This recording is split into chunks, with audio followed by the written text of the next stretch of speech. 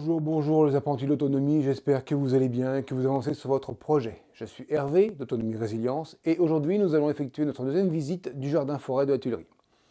Cette visite sera plus détaillée que la précédente et Franck vous faire découvrir son jardin en détail tout en partageant avec vous quelques anecdotes concernant des végétaux. Grande première pour nous, nous avons réalisé un chapitrage de la vidéo, n'hésitez pas à vous en servir, il se trouve dans la description en dessous. Allez, on y va, bonne visite.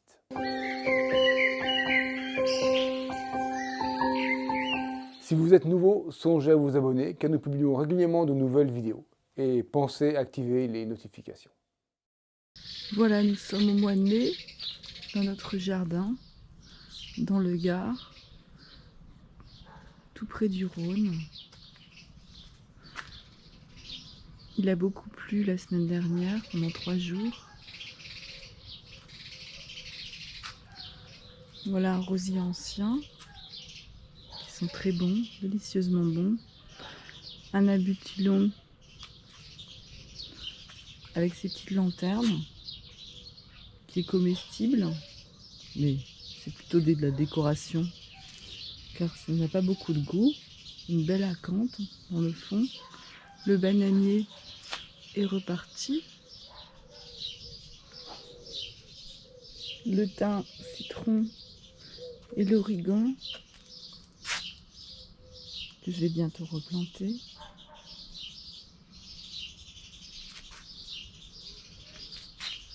Les monnaies du pape. La terrasse sous la lumière. Les capucines. Les capucines qui se ressèment toutes seules chaque année. Et celles qui sont sur la terrasse ne gèlent pas.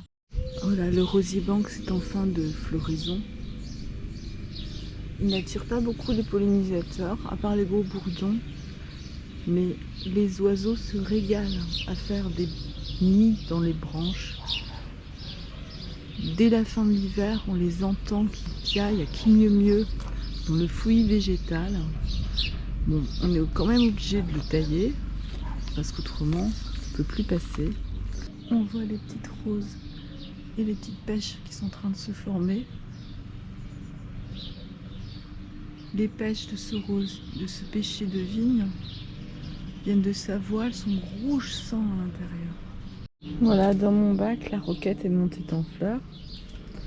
Elle attire tous les pollinisateurs. Les salades sont en train de paumer. Le bac a un réservoir d'eau, ce qui est bien pratique quand c'est absente. En fond, j'ai commencé à planter des tomates. Des petites tomates qui ne montent pas très haut, 40 cm. C'est une variété comme Tiny Tim. Voilà, notre jardin, c'est un paradis végétal. Le lierre envahit le puits. Il va falloir en couper pour faire de la lessive de lierre et pour le dégager un peu. Au-dessus, un laurier thym qui a fleuri tout l'hiver et le marronnier. Nous avons beaucoup d'ombre en été, ce qui nous apporte de la fraîcheur quand il y a de la canicule. Voilà, le rosier, tous les rosiers se sont mêlés. Le rosier banque, ça arrive ici maintenant aussi.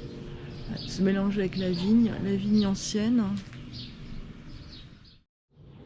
Donc voilà, ici je sors de la cuisine, j'ai une petite terrasse où on a implanté plein de pots de fleurs, des bacs. Voilà. On a des capucines qui sont bien protégées et qui ne gèlent plus en hiver. Depuis 2 à 3 ans, c'est comme ça.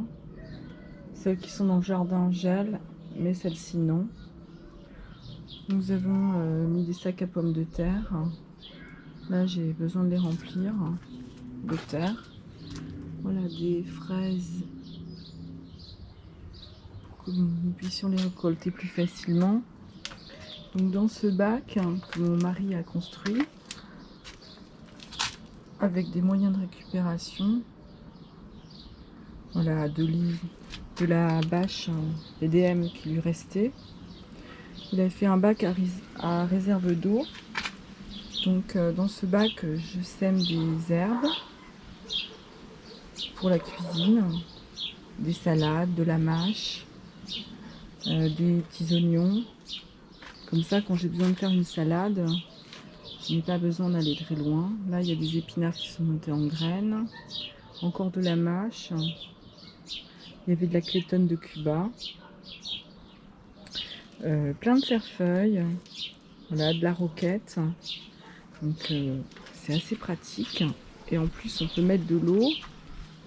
Et donc, quand on s'absente, eh ben, on n'a pas besoin de gérer les pots de fleurs.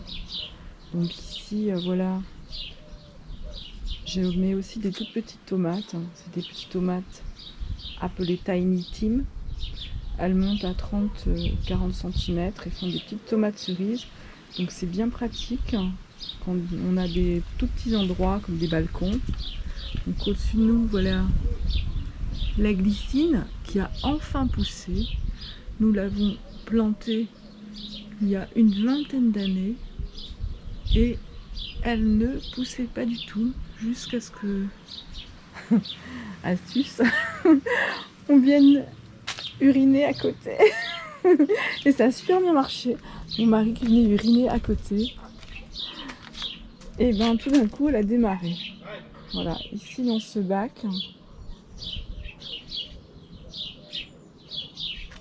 on a mis beaucoup d'épluchures, compostage de surface. Donc quand on sort de la cuisine, on jette directement les épluchures dedans. Et la terre est bien noire, donc on a mis des montigniers dedans. Et il y avait aussi des salades, des cressons, des petites cressonnettes, du pak choi, de la moutarde de Chine.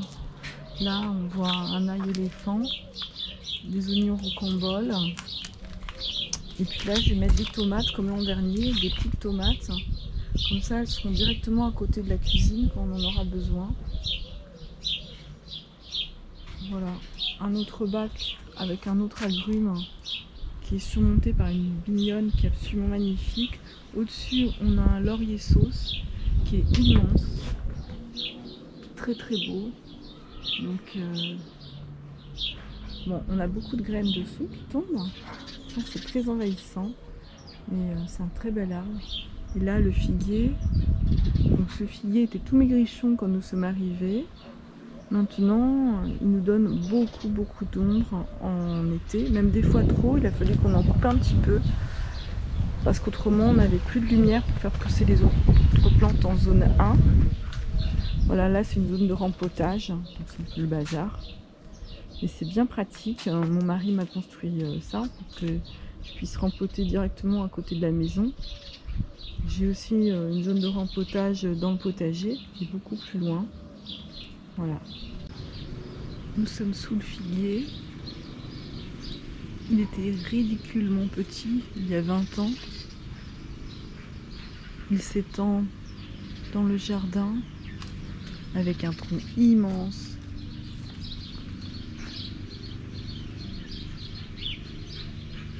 Un vrai fruit végétal. Ici, c'est vraiment merveilleux pour les oiseaux. Ils mangent les figues du haut, mais on s'en plaint pas. Un sédum spectabilé, un fenouil bronze, des iris, une brionne dioïque,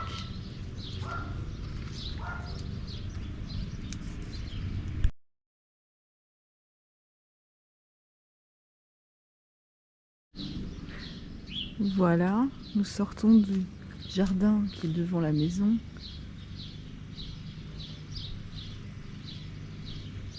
Des cornouillers sauvages.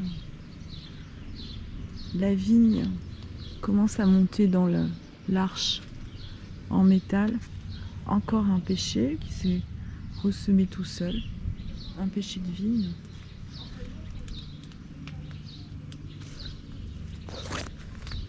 Ici, le cerisier, le cerirosier, un vrai jardin forêt. Voilà des roses magnifiques qui poussent dans mon cerisier. Elle s'appuie dessus chaque année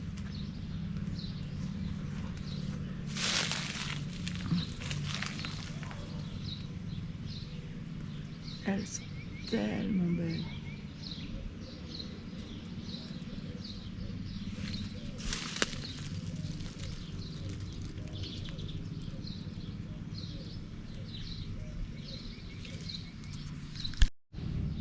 Voilà la mare que nous avons implantée il y a 2 ans.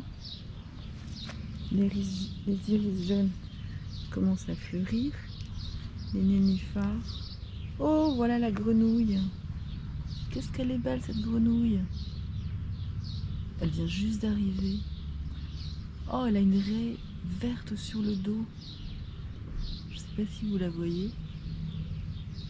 On la distingue à peine dans les nénuphars.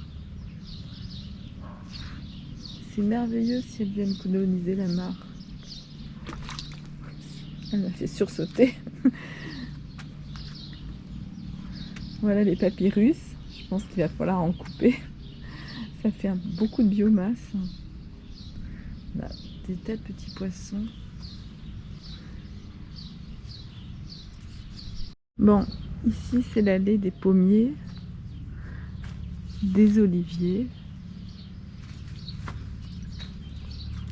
Tout est très vert.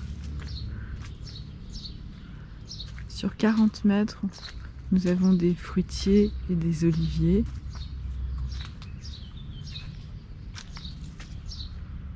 Encore un beau fruit végétal avec une haie de laurier thym.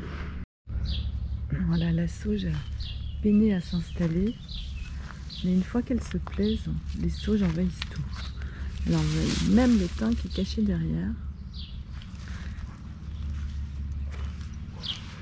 Là, c'est mon buisson d'asperges sauvages personnelles. Vu que tous les gens du village partent à la recherche des asperges au printemps, je garde quelques buissons dans mon jardin.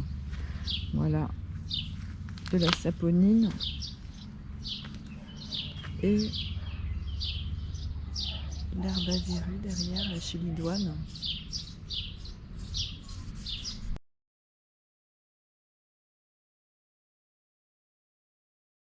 Alors nous voici sous le micocoulier qui s'est ressemé tout seul. Il est devenu immense en 20 ans. Il a parti d'une graine, sûrement déposée par un oiseau. Voilà, ici nous arrivons dans le jardin qui se trouve au bout du chemin.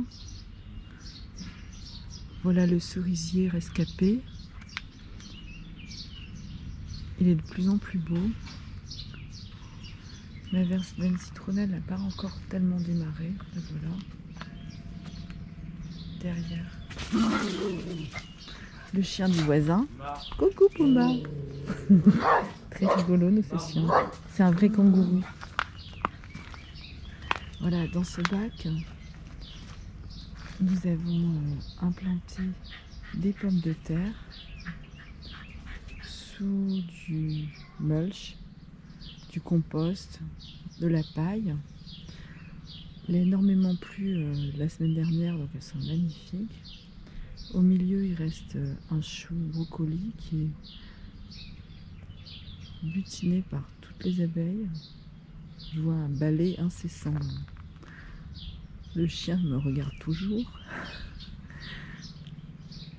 Voilà le cerisier.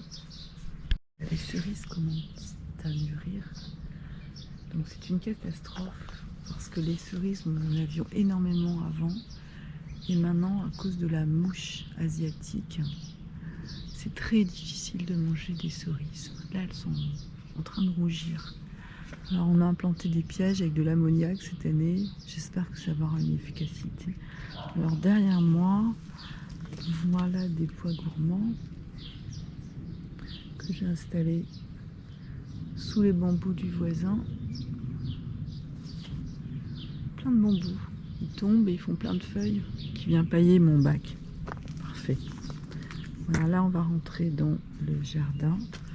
Voilà de magnifiques iris violets.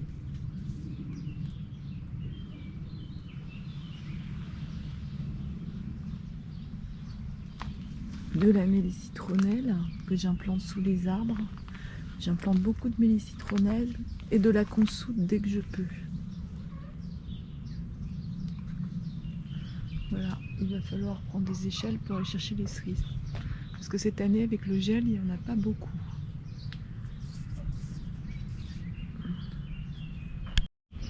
Les branches qui étaient vers le sol ont bien résisté au gel. Donc on a pas mal de cerises vers le bas. Encore de la mélisse citronnelle. Et voilà de la consoude. Alors, voilà, super. Voilà un petit butineur en direct qui vient se régaler. Voilà, des népétas, notre poirier. Voilà, mon mari est en train d'implanter un bac avec de la consoude et un petit pommier. Alors, une petite vue du jardin. Encore un fouillis végétal, parce que pendant le confinement, nous n'étions pas là. Nous étions à la montagne. Alors notre jardin est enserré entre plusieurs murs, entre les murs des voisins, ce qui nous permet de garder de la chaleur, d'avoir moins de vent.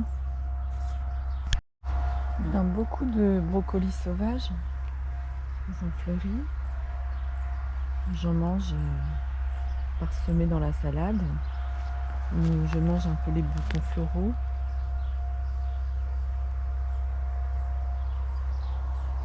Voilà la plate-bande de blettes à couper est montée en graines. Elles sont immenses. Donc je prends encore des feuilles pour aller dans mes quiches, mes tartes. Derrière des fèves que j'ai semées beaucoup plus en retard. Donc les fèves ne sont pas encore formées. Alors que celles qui sont repoussées de l'an dernier ont déjà donné des fèves. Voilà des chénopodes sauvages. La monnaie du pape. Voilà, les blettes accueillent beaucoup d'insectes aussi, des fleurs de blettes. C'est assez magnifique. Certaines sont...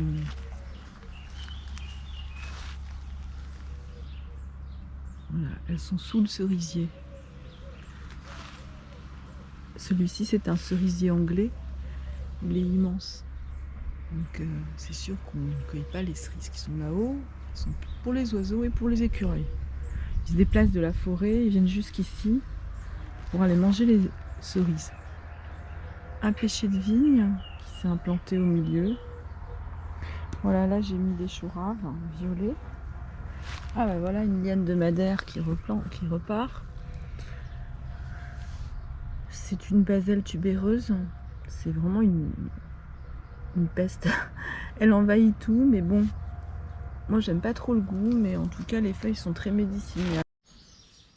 Voilà des bulbes, ou plutôt des tubercules de baselle tubéreuse, appelée liane de madère ou Boussingotia encore.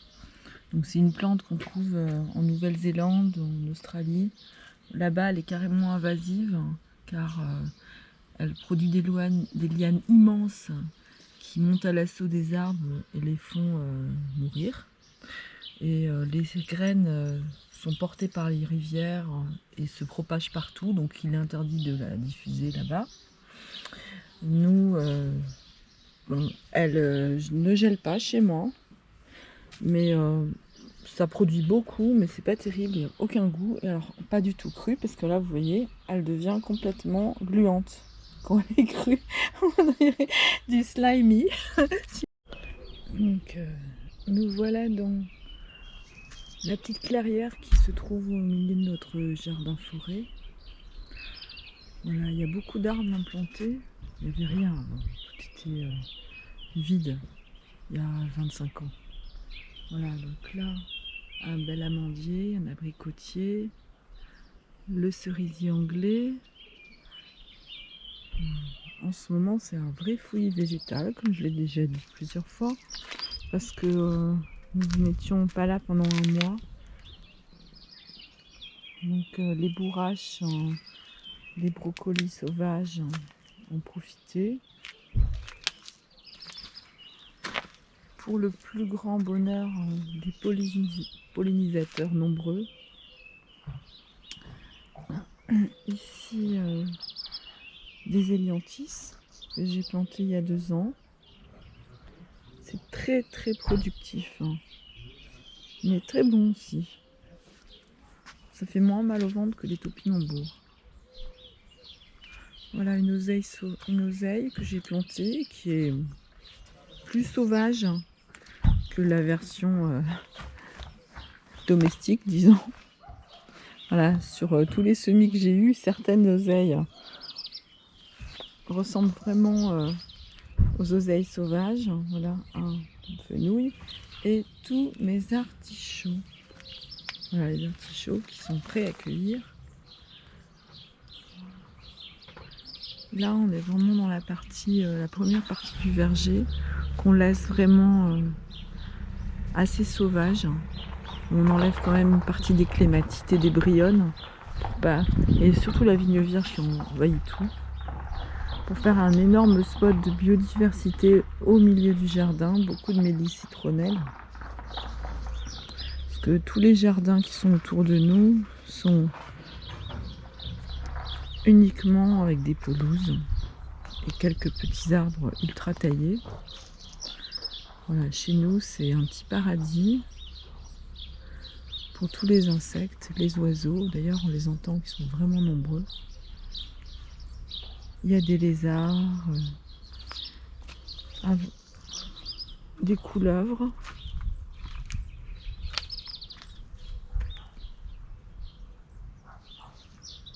Voilà, des herbes sauvages chez moi.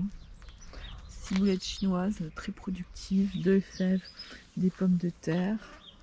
Là-bas, des oignons et de l'ail. Je vais aller un petit peu nettoyer quand même. Au fond, on a implanté des poires de terre. Voilà, j'en ai acheté une il y a 2 ans. Je les ai séparées à l'automne. J'ai cassé les couronnes quand on a récolté les poires de terre, les yacons. Et maintenant, j'ai 20 plants de poires de terre. Donc, la bourrache, là, je vais pouvoir bientôt la couper et m'en servir pour pailler et puis pour enrichir le sol. Il y a encore des abeilles.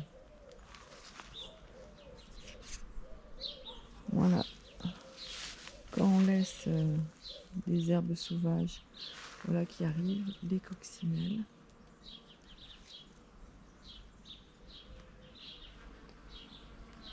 Voilà.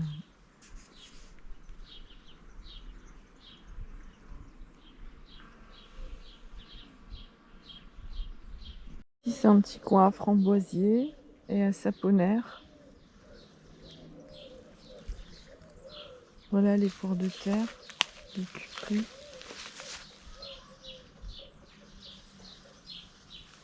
Une mauve que j'ai laissée pour pouvoir récolter les fleurs.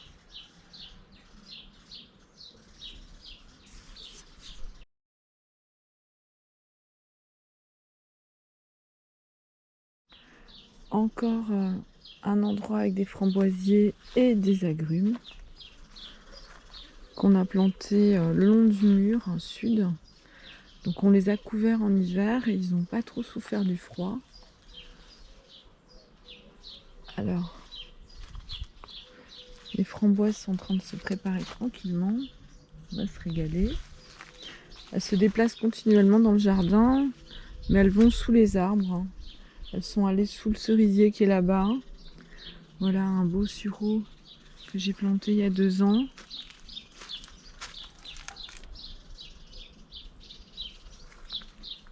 Encore des agrumes avec un citronnier. Ici, un abricotier qui est devenu immense. Les oliviers, toute une rangée d'oliviers qui est dans une jungle de mûriers sans épines. Donc là, on va quand même un peu nettoyer parce que les mûriers sans épines, ça se marcotte de partout. C'est bien pour avoir plein de plants.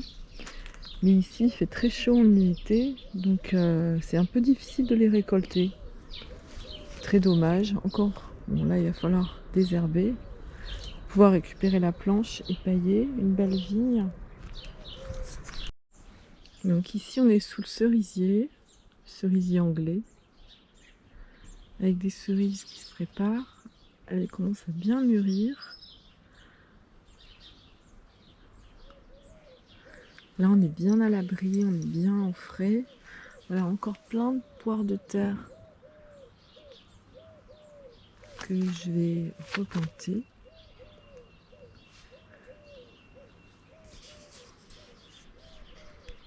La serre qui me sert à rempoter. Donc voilà, les pois gourmands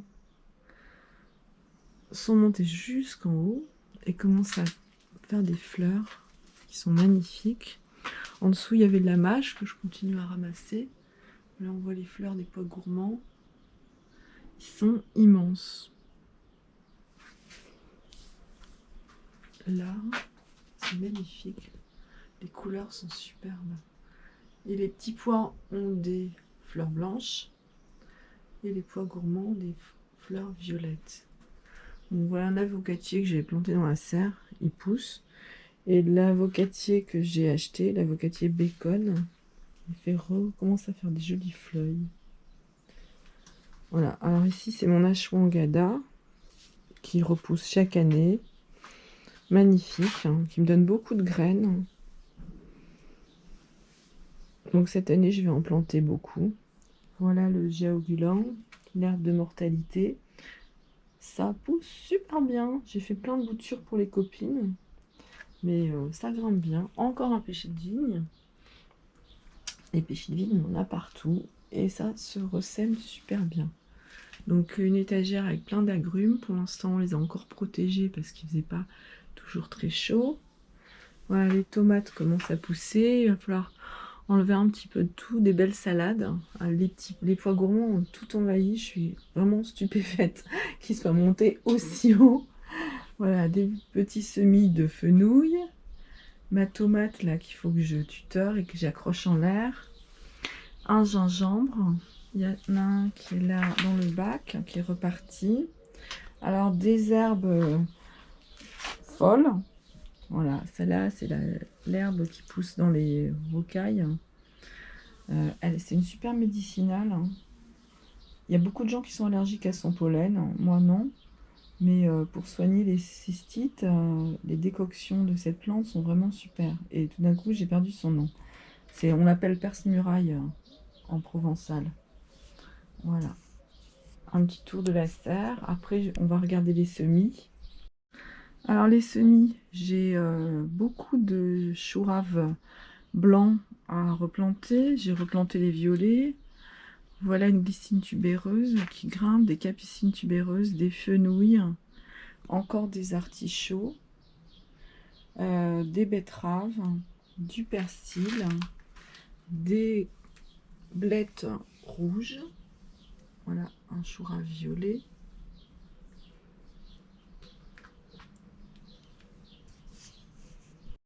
voilà dans un pot de jiaogulan j'ai un beau cerfeuil qui est reparti. Ah voilà, j'ai commencé à repiquer mes semis de Ablydia tamanoides, épinards du Caucase. C'est des épinards de Sibérie qui résistent bien au froid et qui n'aiment pas la sécheresse et la chaleur. Donc voilà, j'avais mis ce petit pot au réfrigérateur pendant 3 semaines avec les graines dedans pour les stratifier. Et je les ai sortis dans la serre et 2 jours après, voilà tous les semis qui sont sortis. Donc là, je les ai mis dans un autre pot que donc, je pourrais plus facilement surveiller. Et là, je vais finir de rempoter les autres. Voilà, et quand ils seront plus grands, je les implanterai à la montagne parce qu'il fait plus frais quand même. Je vais essayer ici dans le Gard et en Haute-Loire. Voilà, il faut les mettre plutôt à l'ombre. Donc quand on n'a pas d'ombre, on peut les mettre au nord, le long d'un mur. Les semis, il y avait des semis d'angélique, de guimauve, de sarriette, d'aneth, de cresson du Para et de coriandre. Mais nos amis les escargots se sont bien amusés et il reste Ils en ont mangé beaucoup. Voilà. Donc il va falloir que j'en refasse. Oh, ici, on voit des semis de gestes tubéreuses, des châtaignes de terre. Voilà, j'avais envie d'essayer. Donc ça fait partie de la famille des fabacées. Et on les appelle souris de terre, pois tubéreux. Donc c'était un légume racine qui était cultivé auparavant et qu'on a oublié. Donc je trouve ça très mignon, on va essayer de les mettre en terre. Bon, dans ce bac, il y a des radis et des petits oignons. Ça sent vraiment très très bon. Alors voilà la goji qui est rentrée dans la serre. Donc je vais être obligée de la couper à l'extérieur et après elle prend le mildiou. Donc non, pas le mildiou mais le blanc. C'est pas possible de la garder.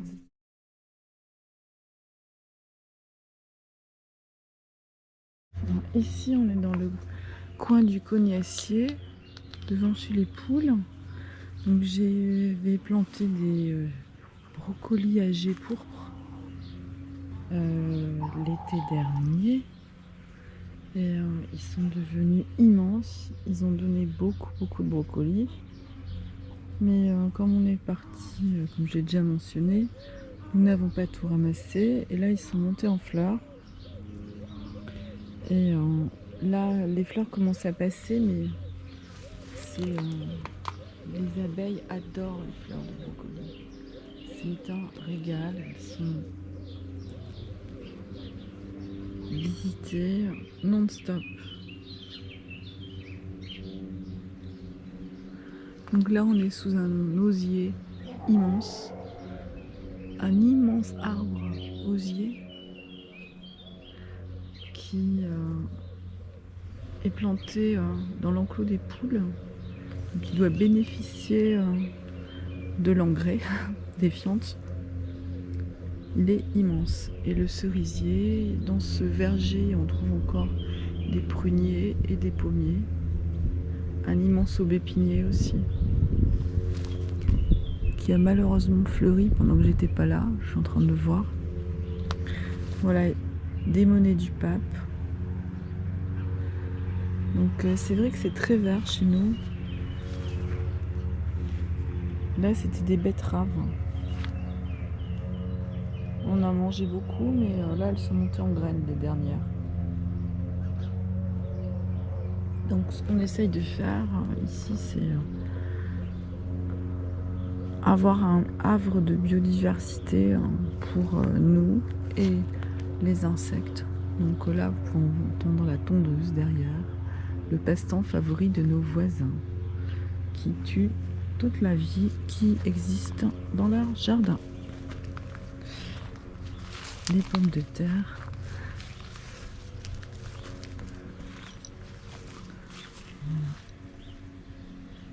Voilà. Oh là là.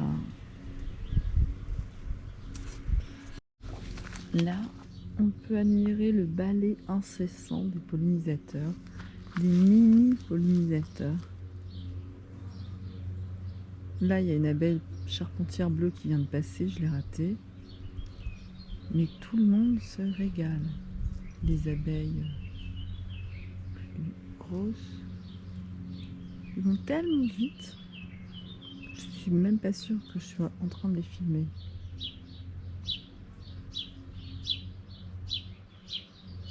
Tout le monde s'affaire très rapidement. Il y a des papillons qui passent aussi.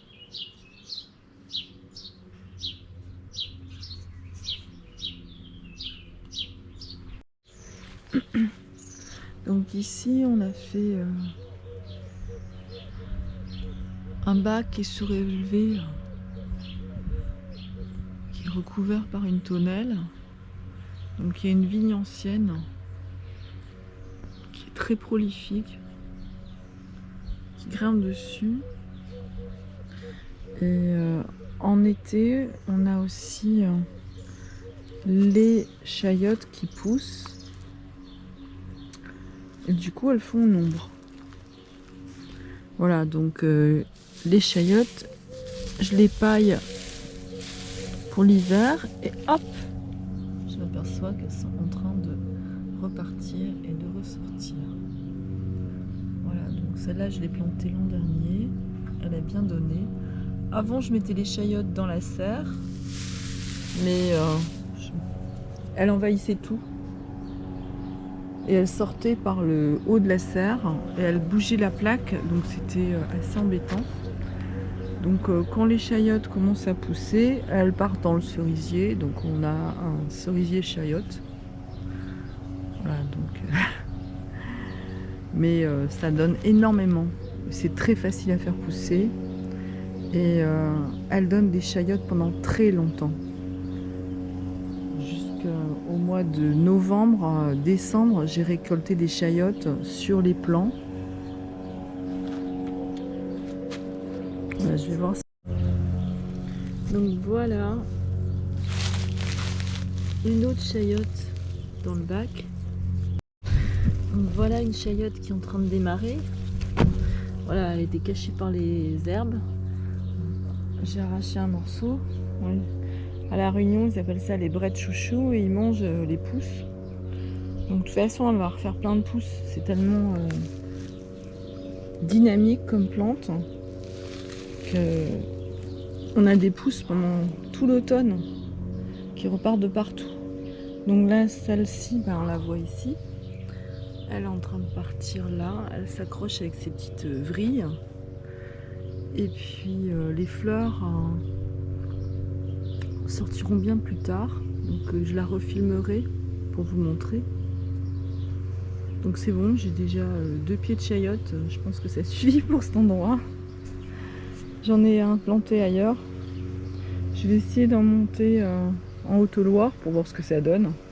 On ne sait jamais. Donc voilà un souci qui s'est ressemé tout seul. On voit encore beaucoup de petits insectes qui se régalent.